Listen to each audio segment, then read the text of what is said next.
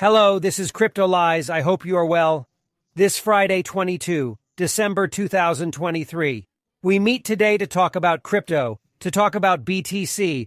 We are obviously going to talk about the spot ETF. We are going to talk about what is happening in crypto, plus a little focus, which will be this afternoon on Solana crypto, and it starts right away.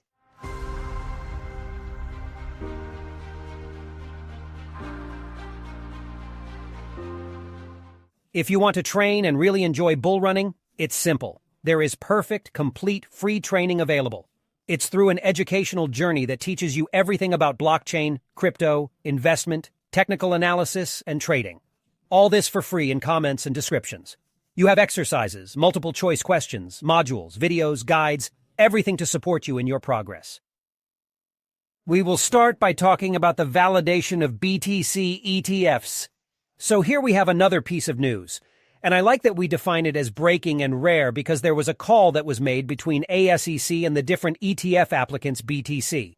So here it is Fox Business, which reports this on someone who is close to the matter. So what I like is the notion of rare. We don't really know exactly what that means.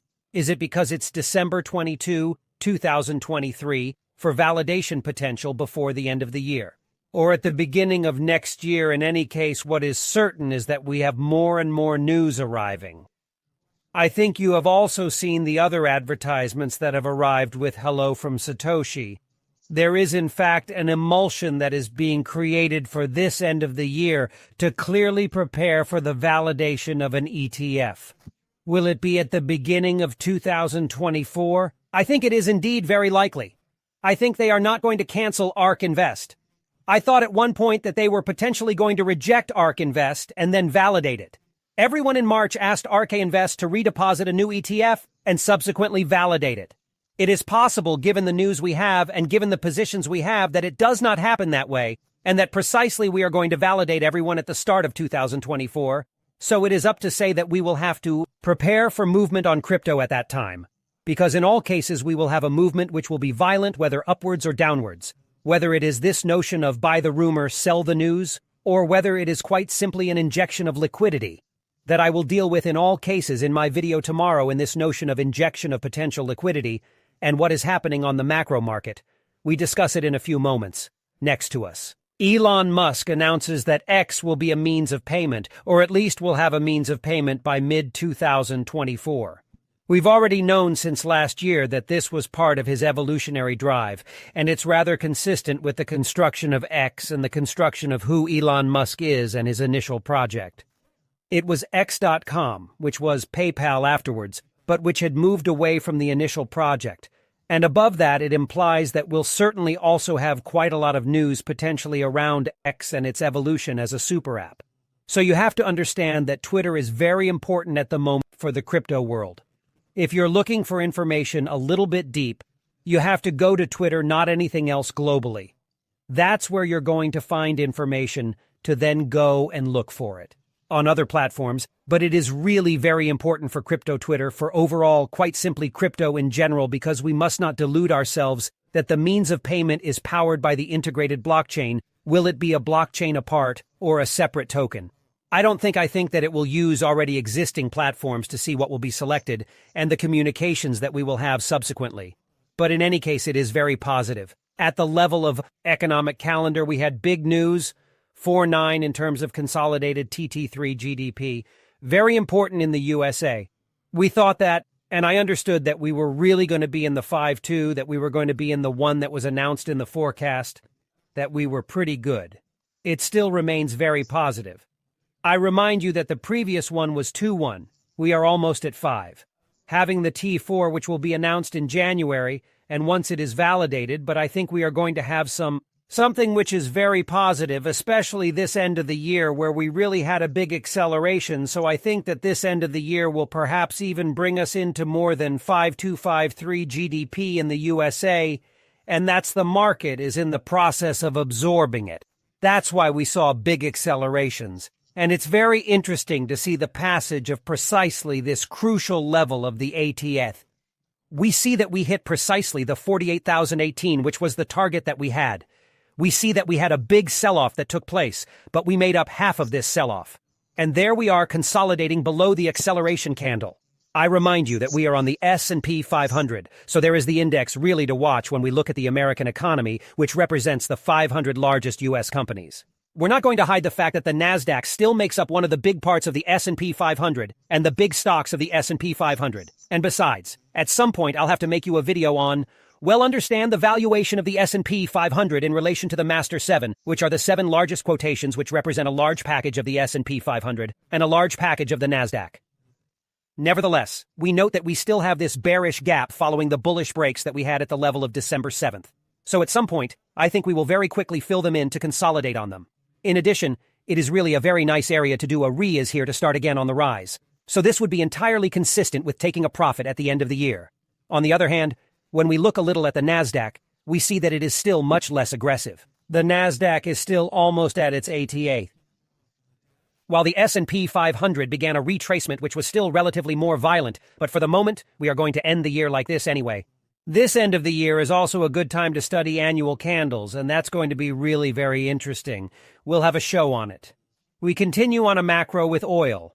Oil where we are still in a quantity of buybacks, which is rather classic. Here, the dollar index, we see that we are in the process of retesting the support zone. Here, I think we can go a little bit lower to really retest this part there. In all cases, it is a zone of buyout. Okay, it's really an area that is strongly defended. I think that if we look a little further down in the 101, it will also be strongly bought out. But overall, we are potentially preparing to make an accumulation. It is something I'm going to watch out for. This area there. All right? Really a small accumulation at the dollar level.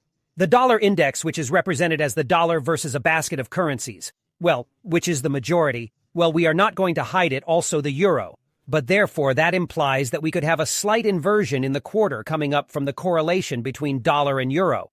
And that's where it could be interesting.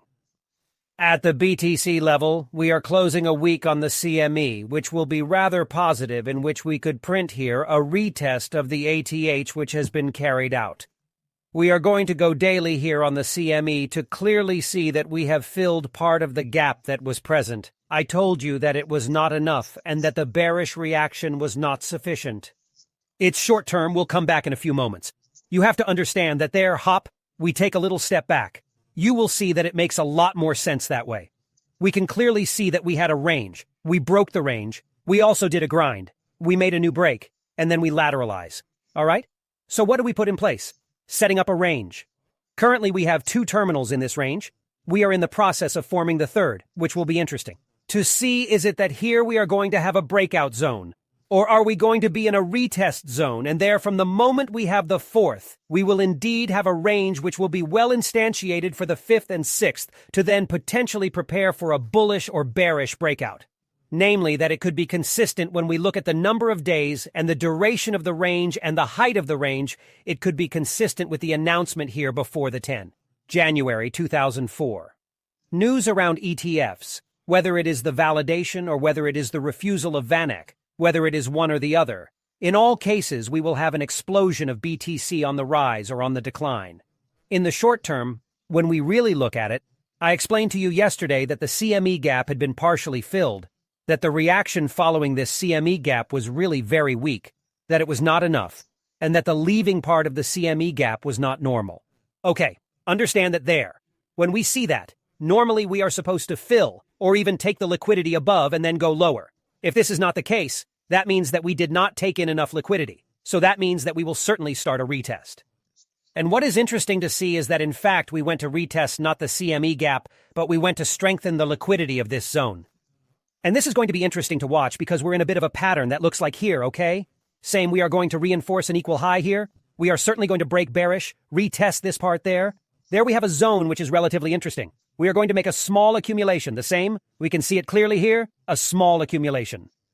And then we will look for liquidity. We will take the liquidity of the CME gap. We will take the liquidity from this top, and then look for the liquidity at the bottom. Why do we have liquidity at the bottom? So I'm not necessarily going to talk about the CME gap at the bottom, but we have other liquidity. To do this, you just have to go and look for Kingfisher, where you can clearly see that we have broken up a lot of long ones, which are very present. And what is interesting is that these longs are not only on BTC because we still have quite a few perpetuals, so we have a market which is very aggressive, which is perpetual, so it is long perpetuals. But above all, it's not just on BTC, It's also a lot on Total 3. When we look at the evolution of Total 3 in relation to the lateralization of BTC, we can clearly see that we have a mini alt season which is forming, and which is driven by a few altcoins. Not all, but really a few altcoins, which suddenly outperforms BTC and which allows the prices of certain altcoins to regain height which were below them. Once again, it's not all altcoins. It's a minority. We're going to have really few who carry the movement. And that's interesting because it's a dynamic that's different, and that's the same.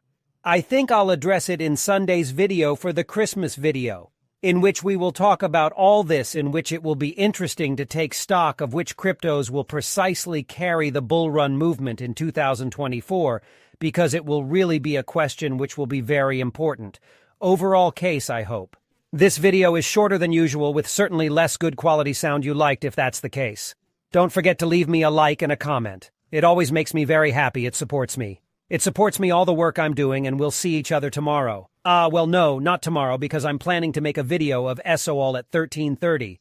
And yes, we're going to have to talk about SOL, which has just flipped the biggest market's crypto cap, and which potentially could be instantiated. In the top 3, definitely. During the next bull run, we discuss it at 13:30.